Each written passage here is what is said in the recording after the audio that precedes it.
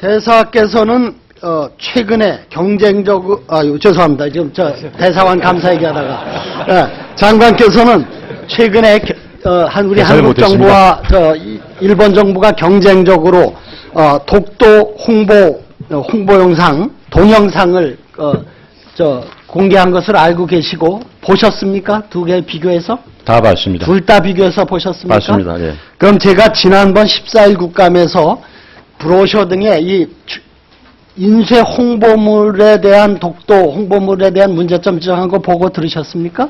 네, 들었습니다. 쟁계가 뭐라고 그 뒤에 알아보셨어요? 쟁계가 뭔가요? 쟁계는 이제 쟁계는 과거에 이제 아시는 것 같으니까 저 생략하고요. 네, 알겠습니다. 그렇게 아무도 모르는 옛날 용어를 쓰는 게 얼마나 우리가 홍보에 무관심한지 이를 방증하는 거가 되겠죠. 근데 비교해 보시니까 어떻습니까? 네, 서로 이제 나름대로 이제 어프로치가 있습니다. 저의 경우는 보다 이제 저의 논리, 법적 논리와 역사적 논리를 제가 지금 시간 제약을 받아서 핵심적인 부분만 묻겠습니다. 적어도 이걸 본 사람들의 평가는 어떻게 나오고 있는지 알고 계십니까? 우리나라 영상을 본 사람 대 일본 영상을 본 유튜브나 각 나라 홈페이지, 외교부 홈페이지를 본 경우가 비율이 어떻게 되는지 아십니까? 비율은 다 알고 있습니다. 주로 그러니까 비율을 얘기해 주시라고. 예. 물론 일본 30대 1입니다. 예, 일본 방문 숫자가 많습니다. 주로 한국에서 많이 그걸 방문했습니다. 예. 그런데 그러면 좋습니다. 좋아요 비율도 그러니까 조회수는 30대 1이고 좋아요 비율은 우리나라 영상 240, 일본 영상 12,800, 60대 1입니다. 우리나라 사람들이 가서 다 일본 영상 좋아요 찍어줬나 보죠? 그런 건 아닙니다만. 자, 그리고 현재 무엇보다 더 어처구니 없고 참 부끄러운 일은 현재 우리 이 제작해서 올린 독도 홍보 영상 인터넷에서 못 찾아보죠? 그렇습니다. 네. 기술적인 기술적인 문제입니까? NHK로부터 드라마를 무단 사용했다는 저작권 항의 때문에 내린 게 기술적인 문제입니까? 아니 그걸 제가 이미 밝혔습니다만은 이제 그런 문제가 제일 큰 문제고요. 그걸 포함해서 이제 보완을 해가지고 곧 올릴 생각입니다. 그러니까요. 참 말로만 독도에 대해서 우리 정부가 중요하게 대응한다고 하더라도 이렇게 일본한테 말했는데 일정하게 무슨 일본의 국력차도 있으니까 2대1 혹시 물론 그것도 우리가 극복하려고 노력해야겠지만 30대 1, 60대 1입니다. 그나마 부끄럽게도 저작권 문제 때문에 올라갔다 내려와 있습니다. 이래갖고 어떻게 대외적으로 독도가 한국 땅이라는 역사적으로 그런 걸 설득력 있게 전달하고 국민들한테 우리가 독도 문제를 이렇게 세계적인 지지를 얻기 위해서 열심히 노력하고 성과를 내고 있다. 어떻게 얘기를 하겠습니까? 참 안타까운 일이고요. 그래서 어쨌든 전문가들을 존중해야 됩니다. 민간 단체들이 이 독도 홍보에 대해서 얼마나 우리 외교부보다 큰 역할을 하는지 알고 계십니까? 네, 잘 알고 있습니다. 방크의 유튜브 채널 구독자 수가 10배가 넘습니다. 우리 외교부보다. 한국재능기부봉사단은 독도는 우리 땅이라는 노래를 맞춰서 제작한 플래시몹이 370만 건 지금부터 한 1년여 동안에 달하고 있습니다. 이런 분들한테서 배우고 당신들이 잘할 수 있도록 우리가 뭘 도와줄까 해야지 이런 성과가 나는데 이분들은 도움도 안 받고 이렇게 하는 겁니다. 방크는 저희 외교부랑 긴밀히 협조를 하고 있습니다. 네. 재능기부봉사단 얼마나 도와주셨어요? 저희가 독도 관련 많은 단체들하고 여러 가지로 이제 협조를 하고 있습니다. 그래서 좀 근본적으로 종합적으로 좀 예산 규모도 그렇고 전문가들의 우리 사회가 확보하는 최고의 전문가들의 어떤 애국심과 전문성을 이런 홍보에 최대한 활용하기 위한 방안을 좀 종합적으로 새롭게 구상해서 좀 서면으로 주시길 부탁드립니다. 알겠습니다. 네. 최근에 대사관 요리사에 대한 폭언과 비인간적 대우로 문제가 된 대사들이 있었죠. 지금 외교부가 다면평가를 활용하고 있는 부처인데 외교부 말고 그 밖에 다른 부처도 다면평가 제도를 운영하고 있는데 알고 계십니까? 그것까지는 제가 자세히 모르겠습니다.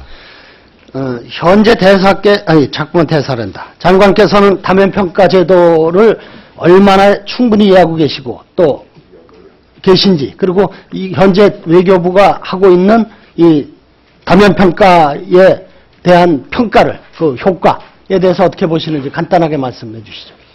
이 단연 평가를 이제 그동안에 이제 오랫동안 저희가 이제 그 해왔습니다만은 일단 이것은 이제 그 역량 개발이나 교육 훈련이라든가 필요한 제도라고 보십니까? 좀 참고자로 저희가 활용하고 있습니다. 참고자 활용하시면 그러니까 예. 바로 그 점을 지적하려는 건데요. 반영 비율이 5%인데 다면 평가는 위에서 보고 옆에서 보고 아래서 보자는 건데 위에서 보는 집상급자의 평가 점수만 5%로 반영하고 나머지는 그야말로 참고 자료라고 하니까 바로 여기 지금 꼭 100% 직결됐다고는 못하지만 이렇게 다면 평가에서 동료나 후배들 하급자들의 평가를 해서 좀 문제가 있다고 된 분들이 이런 문제를 일으킨 비율이 훨씬 높다고 지금 저 내부에선 얘기를 듣고 있는데 그런 점에서 다면 평가를 개선 강화해서 이런 문제를 극복하겠다 그런 생각은 안 갖고 계십니까? 이 문제는 꼭 저희 외교부 문제뿐만이 아니고 범정부 차원에서도 이런 좀 약간 문제가 있기 때문에 이제 앞으로 그 주무부처인 안행부에서 아마 종합적으로 검토해야 될 그런. 그건 안 됩니다. 예. 다 때려쳤어요. 예. 이 새로운 제도는 항상 어려운 거거든요. 그나마 외교부가 이걸 하고 있어요. 그래서 저는 잘한다고 하는 건데 보다 적극적으로 이 제도의 공정성이나 객관성을 강화하고 보완해서 적극적으로 활용해 달라 그런 얘기입니다. 그래서 그러면 이런 지금 대서관 관저 요리사 문제 같은 이런 문제들도 근본적으로 해소될 수 있다 하는 얘기를 하는 겁니다. 에브라함 링컨이 많은 사람을 잠시 속이거나 한 사람을 오래 속일 수는 있어도 모든 사람을 오래 속일 수는 없다라고 얘기를 했습니다.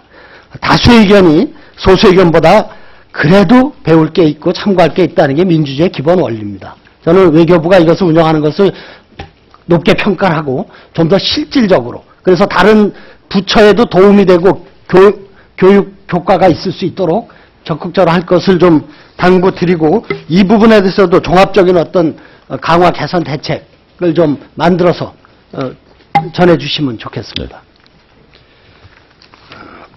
지자체 국제 관계 대사 운영 문제를 좀 지적하려고 그러는데요. 외교부도 지자체 국제 관계 역량 강화가 중요하다라고 보고 지금 그에 대한 어떤 여러 가지 사업들을 추진하고 있는 거죠. 그렇습니다. 근데 현재 15개 시도에 16명의 대사가 근무 중인데 이분들이 2년을 원칙으로 하고 있어요. 그런데 뭐 말이 계약서에도 아예 원칙적으로 이렇게 박아놨더라고요. 이런데 써먹으려고. 근데 원칙은 그래도 100%가 아니더라도 80%, 90%가 지켜져야 원칙일 텐데 현재 국제관계 대사가 중에 3분의 2가 2년 임기를 채우지 못하고 다시 외교부로 차출돼가는 현황 알고 계시죠? 알고 있습니다. 네. 대표적으로 우리 조태열 차관은 11년 만에 오셨고 능력 있으니까 빨리 와서 다른 일을 중요한 걸 해야 되니까 그건 이해를 하는데 저는 시도의 국제관계 대사도 중요하다는 인식을 장관과 외교부 조직이 가져야 된다라는 얘기를 하는 겁니다. 9번의 브라질 대사는 6개월 만에 옮겼어요. 이러다 보니까 가는 분 스스로가 새로운 자리에 옮겨가기 위한 대기 장소 이런 정도의 인식 이상을 안 갖고 있는 걸로 드러나고 있어요. 우리 국제관계 대사들 본인 스스로가 또 환경이 이러니까 그건 또 자연스러운 거고 국제관계 대사의 근무평가를 어디서 하는지 알고 계십니까? 일단 이제 이전에 계약직으로 하기 때문에 네. 해당되는 해당되는 지방정부가 해요. 경기도의 교류통상과장이 합니다. 우리 조태열 차관 자꾸 얘기해서 이 사례를 얘기 들으니까 좋은 점수 받았어요. 100점 받았어요. 이게 뭐 하자는 겁니까? 조태열 차관 같은 분이야 능력 있으니까 100점 받을 수 있지만 대동소이합니다. 그런데 이분들 차량 일지 보면은 경기도 경우 전부 다 서울에서 출근하고 퇴근하고 모든 활동 서울에서 해요. 비싼 돈 들여가지고 경기도청에 전속 비서 사무실 다 있습니다. 문제는 좋은 취지를 이런 제도를 도입했으면 살려야 되지 않겠냐 이런 얘기죠. 그 점에는 어떻게 생각하십니까?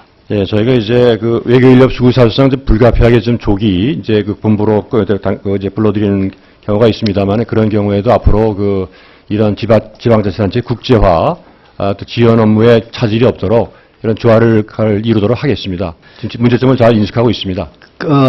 이 문제도 종합적인 어떤 그 대책이 수립되기를 바라고요. 급여를 포함해서 뭐 여비 차량 유지비 등에서 1억 4천 지급하고 비서 사무실 전용 차량 유지비 하면 3억 원을 투자합니다. 근데 저는 이거 우리 보좌진들이 만든 거는 그러니까 다 국제관계 대사 소속을 외교부로 해라 그랬는데 그러면 또 자리가 줄어들지 않습니까? 충분히 이해를 합니다.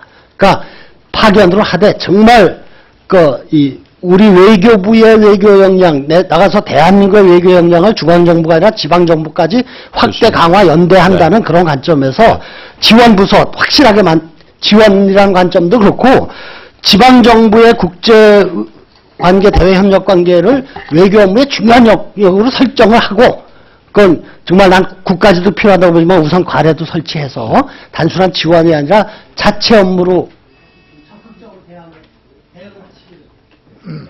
네. 하여튼 저희가 지방정부의 국제화를 전폭적으로 지원해주겠다는 그 방향은 저희 분명합니다. 그래서 앞으로 어떤 식으로 이를 더 개선해 나갈지를 한번 더 노력을 하고 또 보고를 드리겠습니다. 네, 운혜영 의원님 수고하셨습니다. 다음은 존경하는 유인태 의원님 질의해 주시기 바랍니다.